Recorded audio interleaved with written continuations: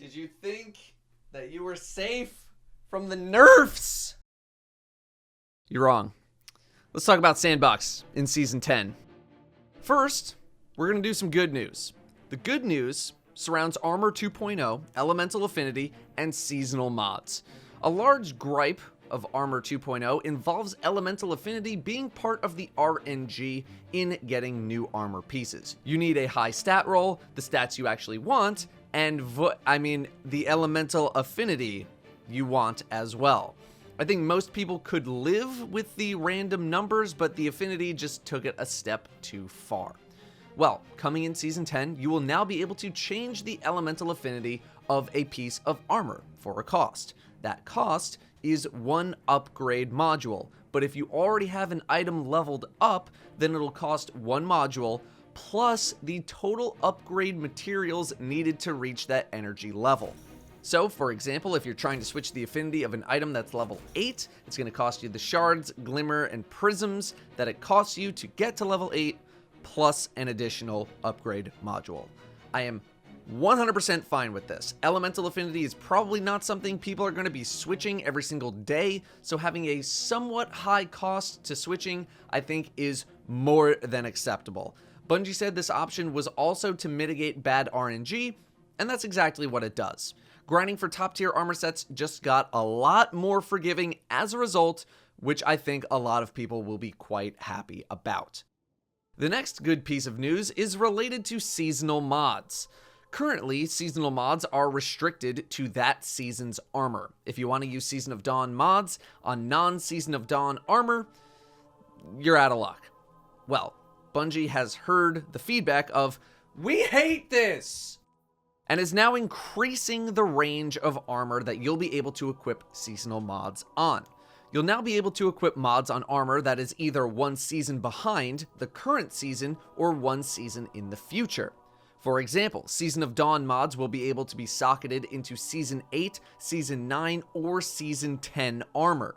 While maybe not the exact solution we were looking for of just being able to socket whatever mods into whatever armor we want, it's certainly better than what we've had.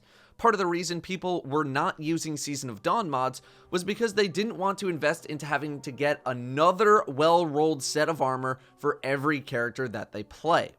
This now gives you around a 9-month buffer before you'll have to worry about a full armor swap, which allows you to make gradual changes over the course of multiple seasons instead of once every single season. I'll take it. Good stuff here. The next piece of good news, or what I believe to be good news anyway, is Lord of Wolves getting nerfed. The Release the Wolves functionality will no longer just be a better version of the gun. If you have Release the Wolves active, it will significantly reduce your accuracy, requiring you to be much closer to the target in order for it to be effective. How much of a nerf this is entirely depends on how much of an accuracy decrease actually happens. But for now, good. I am tired of this thing in PvP just spraying me down from miles away without a care in the world. This next one, to me, is a piece of good news, but to you Last Word users out there, it is quite the bad news. The Last Word is getting nerfed seemingly pretty hard. Bungie is trying to bring the gun back to being a hipfire weapon and not an aim-down-sight hand cannon machine gun hybrid. As a result, Fanfire, the perk, has different damage based on if you're hip-firing the weapon or not. If you're hip-firing the gun, then the damage is staying the same, 68 to the head and 50 to the body. If you're aiming down sights, the damage is getting nerfed to 52.2 to the head and 38 to the body. Aiming down sights no longer gives additional effective range. The effective range overall was reduced, stability was reduced for those on mouse and keyboard, but target acquisition was adjusted for hip-firing the gun to improve the experience. So the personal side of me enjoys this very much as someone who was very, very tired of getting destroyed by this gun, but these nerfs hurt real bad for you aim down sight Last Word users.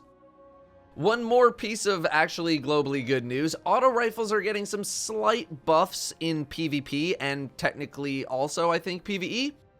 Auto rifles are getting about 0 to 3 more damage per headshot and or body shot, depending on archetype.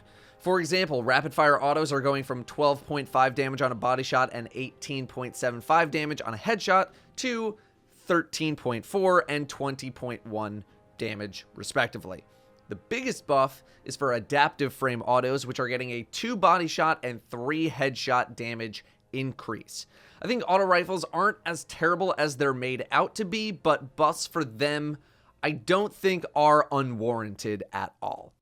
Now we get to some globally bad news. Nerfs. They're here. And we need to talk about them because they are not going to make you happy, but I'm going to try to make sense of it all. All snipers are getting reverted back to basically pre-Shadowkeep values. Damage against majors and anything higher than that is going down a whopping 20%. We do keep the same red health bar damage though, although with the Shadowkeep buff, it said that exotic sniper rifle perk damage bonuses were modified to compensate for the changes and won't get full benefits. So, undetermined what happens with that until it's live. On top of that, 90 RPM snipers are getting their crit multiplier reduced from 3.25 to 2.95. Popular 90 RPM snipers include Izanagi's Burden, Soul Survivor, Beloved, Long Shadow, and I guess maybe Long Goodbye. Rapid fire snipers are also going back to 90 damage per body shot in PvP, down from 100, so no more 2 taps there. Following that up, Izanagi's Burden is having Outlaw swapped out and is being replaced with No Distractions, which I guess I'm not the most upset about, but the Honed Edge reload is now no longer affected by the reload stat, which I'm assuming to mean that Honed Edge reloads will now always be the same speed, which probably means that they're going to be slower than they have been historically. Now first, the reason for the 90 RPM sniper nerf was to create more parity between them and rapid fire snipers, to which I say, fine, I get it. However, the reasoning Bungie gives for reverting the Shadowkeep buff is because sniping is inherently a safe thing to do, and compared to using shotguns and fusions was a no-brainer in more difficult content. The harder the content, the easier of a choice this was to make because of how deadly everything is in master level content. Not to mention the incredible flexibility of Izanagi's Burden being a regular sniper, champion killer, and boss killer all in one. Oh, by the way, it also uses special ammo. So they want to make it more of an option to pick shotguns or fusions over snipers. Now, okay, look. Is using a shotgun or a fusion impossible in a Master Nightfall? No, it's not. Part of the issue, though, is definitely Izanagi's Burden and how versatile it is. Like I said earlier, why would you bother with anything else? It does everything with special ammo. You have never needed to change your strategy, and with Divinity now in the picture, it's even easier. Another slight issue is that special weapons have not had any seasonal mods for them, although unless Bungie offered additional mods for specials instead of replacing primary ones, you know, that's probably a good thing. My initial argument against this change was that it's really dumb to get into close range in master content, which is true, right? Why would you willingly put yourself into a situation like that when you can just snipe everything down? Champions are going to insta-kill you and all that, I get it. Here's the thing though. You can still plink away at those lesser enemies with scouts and pulses, that's not going to change. And with champions, as long as you coordinate with your team, you can get a little close, stun them, and then they'll stand perfectly still and you can blow them up the same exact way. It is master content after all. I don't think it's unreasonable to have to communicate with your team a little bit during master content. Now, when it comes to killing bosses specifically, yes, close range weaponry is at a much more significant disadvantage where you will need to use something else, at least in more recent content.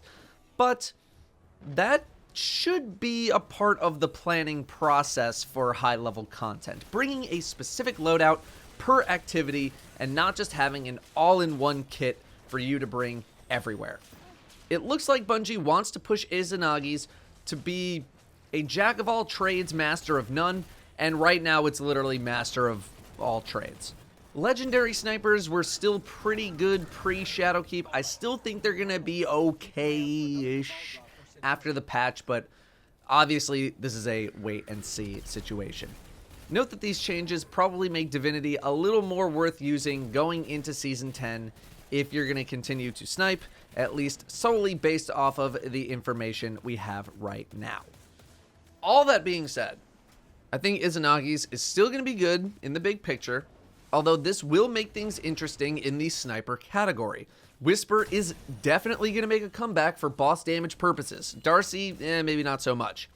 I think people will still end up using Izanagi's in master content because of the availability of special ammo, most notably thanks to special finisher, and because 2 people popping an Izanagi's shot on a target is basically a guaranteed kill, especially with Divinity, although again, we'll see.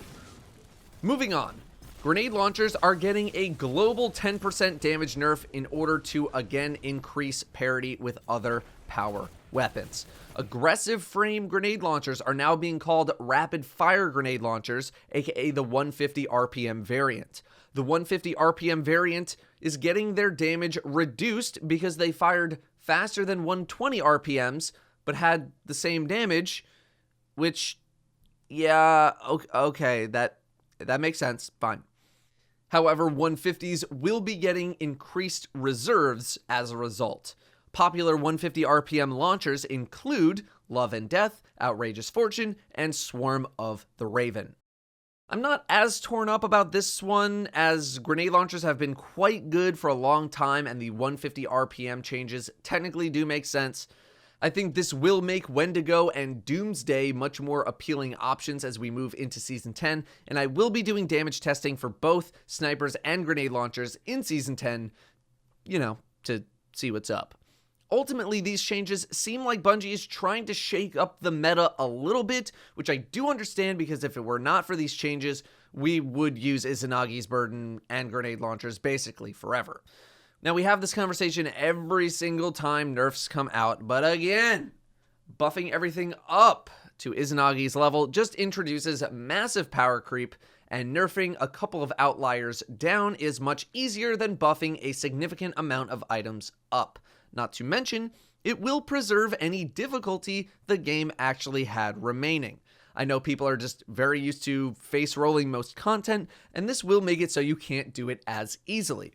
Now, I enjoy that as a concept, but put into practice in the game as it is right now, I might feel a little differently when Season 10 launches because the difficulty to reward ratios are, let's say, lacking. There isn't that much of a thrill playing Master Nightfalls when there isn't that much at stake, which makes me just want to get it over with as fast as possible, as opposed to wanting to be challenged. Hopefully, Grandmaster Nightfalls will scratch that itch. Finally, some maybe more PvP-related stuff, shotguns and fusions are getting some adjustments to their target acquisition. Currently, the game tries to push you towards the head or crit spot of a target because that's where you're going to do the most damage with most weapons. However, with a non-slug shotgun, aiming for the head can actually cause you to not get the kill because so many pellets will miss. With a fusion rifle, well, you can't crit with a fusion rifle, at least not in PvP, so target acquisition for these weapons will now try to point you towards center mass instead of the head. Overall, this is a buff via a fix. Shotguns are getting some nerfs, it seems, where the cone angle of, I assume, pellets from a shot will no longer be adjusted by range, and it'll be fixed based on what type of shotgun you have. This is sort of a wait-and-see scenario without really knowing the spreads. And aiming the weapon no longer adjusts effective range. Fusion rifles have had their effective range and impact of the optics stat reduced across the board. Their damage falloff can now floor at 0.5x the damage. It used to be 0.75x, makes those long distance shots a bit harder to pull off. Also, backup plan is getting adjusted. It will now match the rapid fire archetype's impact damage, while the charge speed is now set to match rapid fire's speed times 0.85, which if rapid fire is 540, that means charge speed will be set to 459, aka 459 milliseconds. Backup Plan is a pretty big contributor to fusion kills, but so is Firmly Planted, so we'll have to see if this is enough of an adjustment to stop some more of those frustrating fusion deaths. Those are only some of the patch notes coming for Season 10. The rest will be revealed a little later, including exotic armor changes and super and ability tuning. All in all, Izanagi's and grenade launchers were definitely outliers in the world of DPS. They are getting toned down, but nothing appears to be taking their place directly in the form of buffs. Things will take their place if they are inevitably nerfed hard enough that they are no longer the top dog. Right now, again, the suspected winner of these nerfs will be Whisper of the Worm, but again, I will be doing testing when the season launches to confirm. That's all for the patch preview. Thank you very much for watching, and I'll see you next time.